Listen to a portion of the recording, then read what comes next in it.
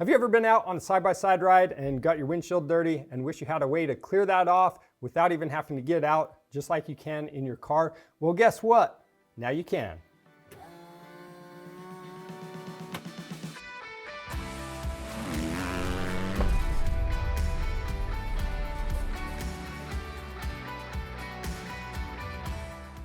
A full glass windshield is a great accessory for your side-by-side.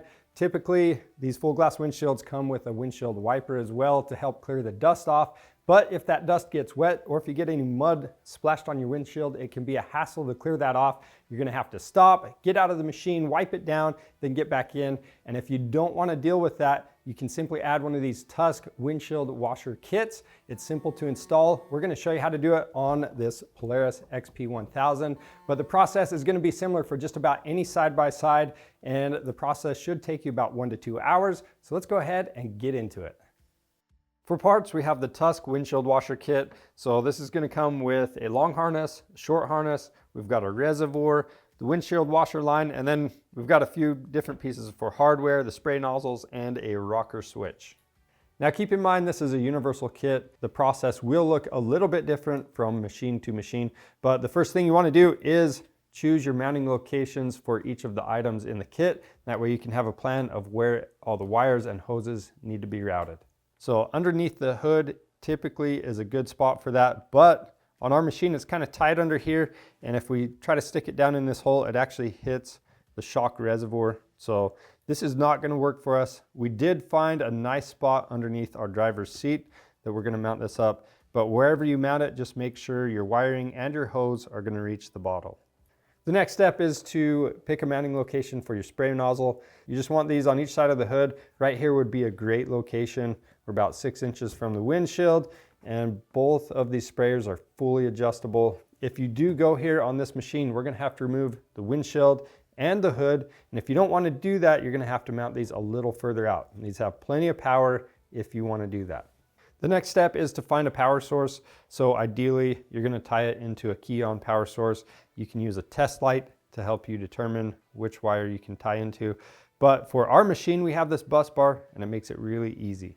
Now that we know where everything's going to be mounted up, we need to remove any body panels that are going to get in the way of routing your wires or that hose. So for us, we've already removed the hood, and now we need to remove our seats and our center console. If you have another machine that maybe this isn't going to work under the seat and you have to mount this further back on the machine, the kit does come with a straight splice, so you can splice some extra line into this if you need to, but for most machines, you're not going to need this piece. So to mount the reservoir, we'll push down on that mount. You want to set that in place where you're going to mount it up. Use a marking pen to mark those mounting locations. So on this machine, we need to remove this cover to gain access behind here. On some machines, you might have to remove your skid plate. Now before you drill this out, make sure you check behind the mounting location to make sure you're not going to drill into anything. And then also, we're going to use a pilot bit. Since we're drilling at an angle, it's going to be a lot easier to start a hole with the smaller bit first. Next, you want to locate the 2 mounting bolts that came in the kit.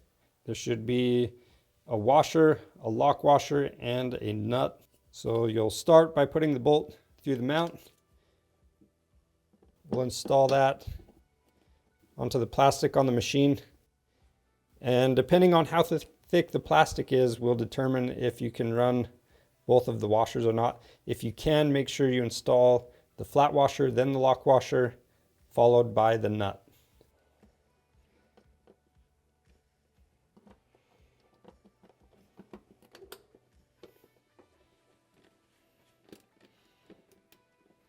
With the mount installed, I'm going to reinstall that cover we removed.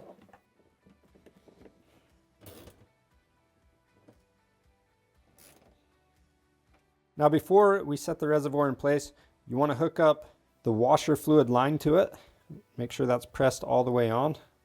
And when you set this down into place, it's really important to make sure this doesn't kink, because if it kinks, obviously you're not going to get any fluid coming up. So we've got that in place. Now for the electrical connector, this is the long harness, and we're just going to clip that white end into the motor. Make sure that's clipped all the way in. Then we can set the reservoir in place and push it down on the mount.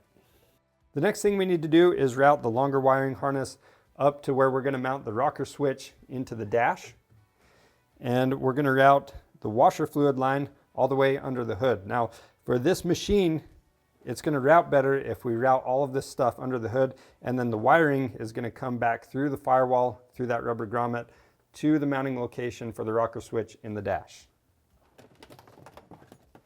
Now, if you're having a hard time deciding where to route these wires on your machine, usually next to the stock wiring or some existing wiring on your machine is a good choice.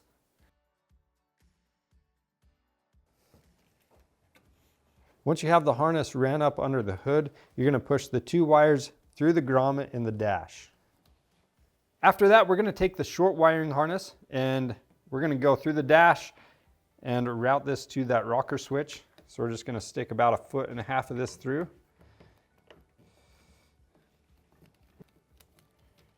And then we're going to wait to connect this to the bus bar for a later step. So we're going to go inside the cab and install the rocker switch. For the rocker switch, we're using that center mounting location. So I'm going to reach from the back and push that out, push the cover out. And then we're going to feed the wiring for the electric motor for our pump, as well as that bus bar wiring. We're going to pull both of those wires through here. To connect the rocker switch, we're going to take the positive lead from the battery and connect it to prong number 2. Then we're going to take the positive lead that goes to the pump and connect that to prong number 3. And then both of the negative leads, or black wires, they're going to connect to prong number 7, and you can see it has the splitter on it. And as you connect those, just be careful that you don't pry on that prong. You could potentially damage the switch if you pry too hard. Now, before we connect our power, it is recommended to disconnect your battery. Now that we've done that, we're going to use our 3/8 socket on this machine. We're going to loosen up the key on power and the ground wire from our bus bar and install the new wires. And when you tighten down these terminal nuts, just make sure you're snugging them down. They're really easy to strip, so don't over tighten them. Now for the washer fluid line, we have this routed under the hood. So with this in the center, we're going to cut this and we're going to install the T.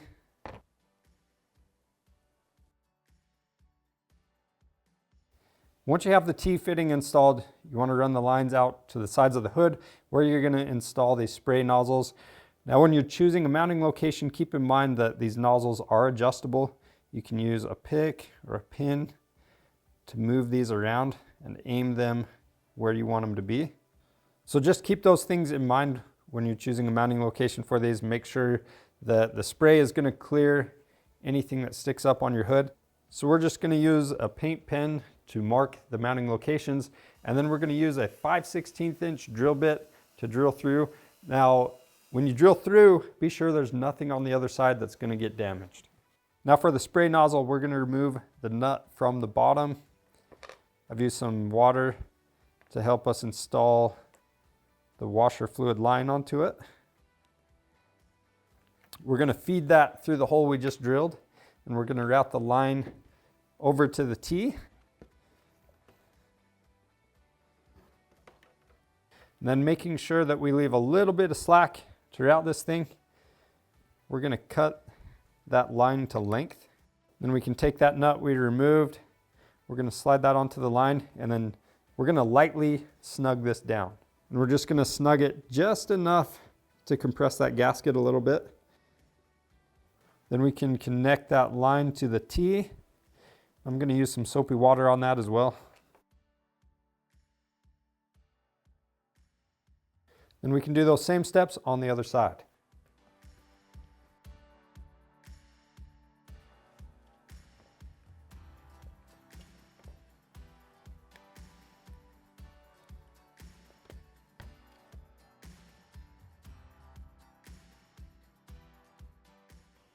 From here we can reconnect our battery, and then we're going to fill that reservoir up and test the system. So everything's working, but as you can see, we do need to make some adjustments. It's going to take a couple different tries to adjust these spray nozzles where you want them.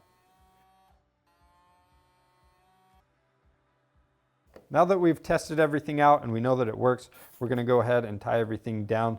Just be careful with this line and make sure you don't pinch it.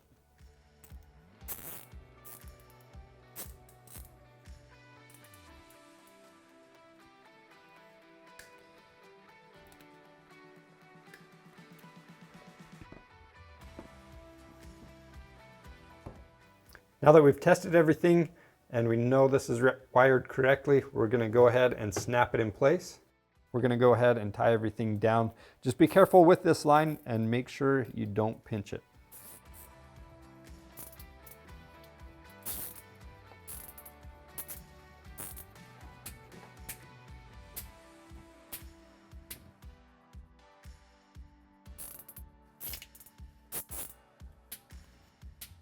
Now, something I do want to point out is we do have the covers going back on, so just make sure where you routed these wires are not going to get pinched by any covers that you reinstall. Once everything is tied down and working, you can go ahead and reinstall all of your covers, your seats, and any other items you removed. And that's it for installing the Tusk Windshield Washer Kit on your side-by-side. It's pretty simple to do. If you have any questions about it though, leave those questions down in our comments below, and if you need one of these kits, you can pick them up on our website. So go check that out and subscribe to our channel for more helpful content. I'm Charles with Rocky Mountain ATV MC. Thanks for watching.